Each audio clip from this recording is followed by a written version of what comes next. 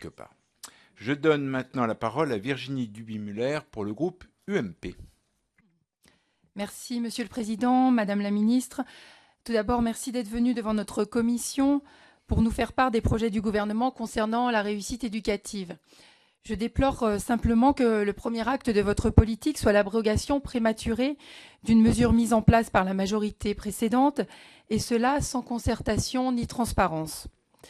La proposition de loi de Madame la sénatrice Françoise Cartron, discutée et votée dans le cadre d'une niche socialiste par le Sénat, a en effet comme raison d'être de supprimer le dispositif de lutte contre l'absentéisme scolaire mis en place par la loi du 28 septembre 2010.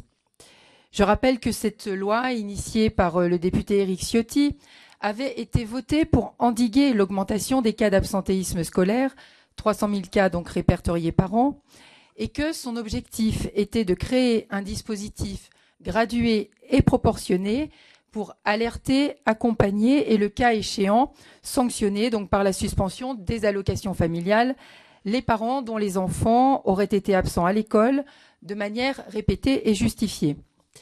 Les parents sont en effet les premiers éducateurs de leurs enfants.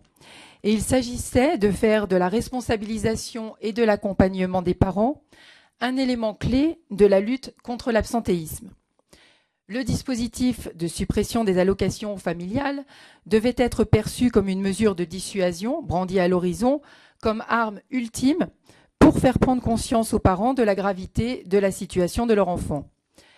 La sanction administrative qui avait été mise en place en 2010 se voulait plus dissuasive que punitive, en privilégiant à chaque étape un temps d'écoute et de dialogue avec les parents, afin de pouvoir les orienter vers des structures, réseaux et groupes de parole susceptibles de les aider.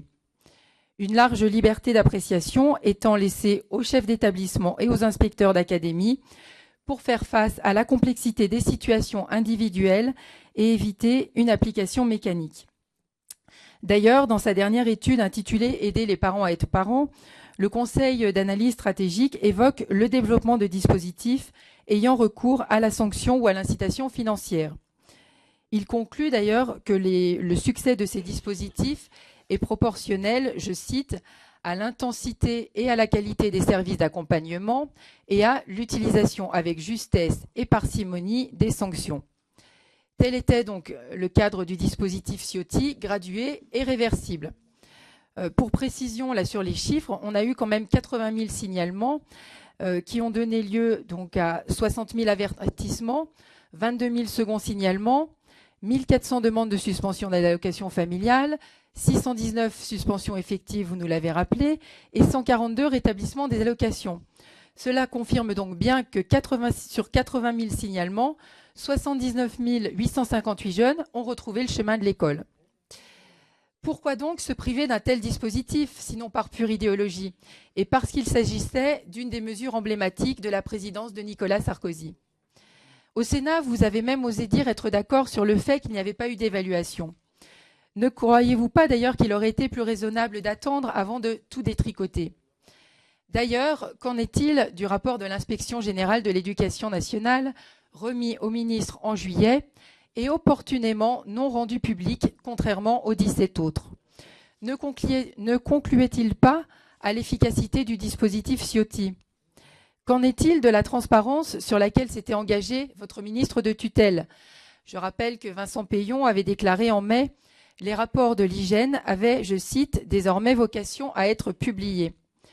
Donc finalement, Madame la rapporteure, vous dites que ce dispositif est inadapté, injuste et inefficace, alors que ça ne va pas dans le même sens que les conclusions du rapport de l'hygiène. Vous le voyez, vous ne m'avez donc pas convaincu, pas plus que mes collègues du groupe UMP, et nous attendons donc un rapport chiffré de ce dispositif afin que son évaluation concrète et rigoureuse nous permette de sortir de vos postures purement idéologiques et de vos imprécisions partisanes. Sans quoi nous ne vous suivrons pas dans votre lutte contre l'absentéisme scolaire, pourtant vital pour notre jeunesse. Je vous remercie. Merci Virginie Duby-Muller. Voilà, nous avons tous remarqué que vous n'aviez pas été absente lors des cours de calcul qui vous avaient été dispensés à l'école primaire, notamment pour faire les soustractions.